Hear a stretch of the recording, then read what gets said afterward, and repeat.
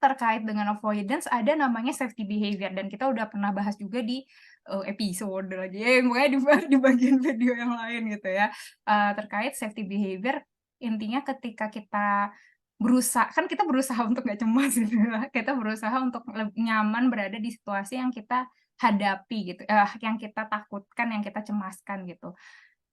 Kita hadepin sih, tapi sebenarnya ada, perilaku safety behavior gitu. Contohnya, kalau dari Ayu, contoh safety behavior yang kamu punya tuh gimana? Kalau lagi public speaking waktu Mhm, itu, mhm, safety behavior adalah, misal kalau ada PPT, aku liatin PPT aja. Aku nggak mau lihat ke orang-orang. Biar aku kesini aja, terus aku baca. Gitu. yes. Ah. Dan kenapa aku baca? Kenapa nggak aku kayak improve gitu? Karena aku takut salah. Iya kan? Ya kan? Jadi aku Iya. baca aja yang ada gitu, daripada aku kalau misalnya improve nanti aku mengacau dengan Mhm, apa yang aku. Jadi baca aja gitu. Dan aku mhm. nggak mau ngeliat orang, takutnya nanti orang-orang punya tatapan yang gimana-gimana sama aku gitu kan. Atau misalnya lagi guru, takutnya kayak, ya apaan sih nih gitu kan. Takut. Jadi kayak, udah deh, lihat aja si PPT-nya itu gitu. Iya, Atau iya. kalau misalnya penting, safety behavior aku adalah, yang penting ada orang yang bisa ngejagain aku gitu. Jadi Yes. oke dia ada di depan aku, tapi dia dipegangin gitu. Yes, Gitu. yes, yes, yes. Benar-benar. Jadi intinya, mungkin tadi aku belum ngejelasin elaboratif lah ya, biar mungkin aku jelasin, aku sebutin lagi. Jadi safety behavior tuh sebenarnya kita hadepin ya situasi yang kita cemaskan gitu, yang kita takutkan.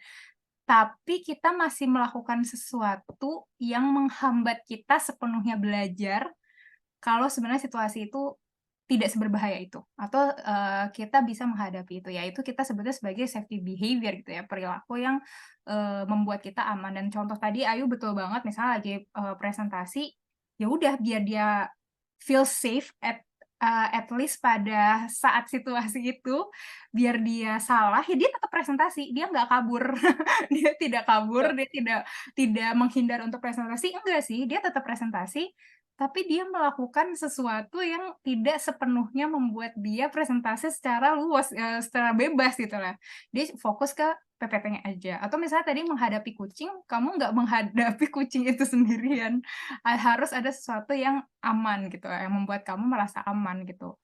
Dan itu balik lagi, avoidance versi mini gitu aku sebutnya gitu. Itu tetap avoidance kan sebenarnya gitu ya, avoidance tapi versi yang lebih mini gitu, versi betanya gitu. Apa ya, mengidentifikasi safety behavior yang aku punya apa ya, mungkin ya tadi ya, untuk beberapa orang bisa mudah teridentifikasi, tapi caranya itu adalah gini, mmm, misalnya kalau kamu tanya sama dirimu sendiri, apa yang membuat kamu bisa menghadapi situasi itu? Misalnya, "Oh iya sih, kemarin, aku presentasi tuh Kak, tapi untungnya aku lihat PPT aja." Itu tadi, tapi Hmm. untungnya, nah ini nih, untungnya ada ini gitu, untungnya aku bawa obat, untungnya ada dia Kak yang ngejagain kucingnya gitu. Nah itulah, safety behavior yang kita punya. Dari kamu ada yang mau ditambahin enggak yuk terkait diskusi kita hari ini?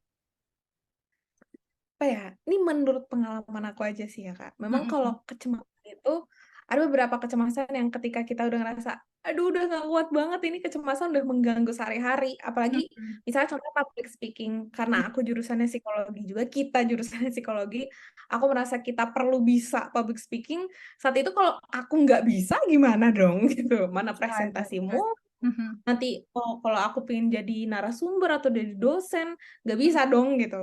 mhm, Nah, mhm, itu ada momen-momen di mana kita ngerasa, "Oh, gue perlu nih menghadapi, apa ya, mengelola kecemasan aku," gitu ya. mhm. Dan kalau dari aku pribadi pengalaman, langkah utamanya adalah hadapi memang, Iya, hadapi. tapi mhm, mhm, Emang mhm. udah hadapi aja, walaupun emang rasanya emang nggak nyaman, tapi jam terbang nanti akan dapet jam terbangnya. Dan akhirnya kecemasan itu kita akan bersahabat mungkin ya, bisa dibilang Mhm. bersahabat dengan kecemasan itu dan oke, kita, akan berkembang gitu. Aku suka sih bersahabat dengan kecemasan gitu ya, embrace the anxiety gitu ya, betul banget. Geprek. Dan yang mungkin aku bisa tarik lagi dari, kamu bilang, tadi ya, apalagi kita anak psikologi Kak, kita harus ya mencoba untuk melatih diri kita public speaking, dan sebenarnya itu bisa jadi cara juga yuk, mengingat why, kenapa ini penting bagi saya untuk bisa mengelola kecemasan saya. Penting bagi saya untuk bisa bersahabat dengan kecemasan saya. Ketika kita udah Betul, tahu why-nya, sesusah apapun, sesakit apapun prosesnya, itu akan worth it betul. rasanya. Ya nggak? Ketika kita tahu Setuju. why-nya. Jadi teman-teman bisa tuh coba cari, mungkin bahasanya adalah motivasi gitu ya. Motivasi atau tadi ya alasan yang bermakna bagi kalian kenapa kalian perlu tadi ya mengelola kecemasan yang kalian miliki. Karena itu akan membuat prosesnya, karena ya tadi ya balik lagi nggak akan mudah memang, apalagi yang sudah memiliki gangguan gitu ya. Eh, untuk mempermudah atau membuat kalian tetap berada di jalan itu, tetap berada di sirotol mustaqim gitu ya. Seharusnya seperti itu.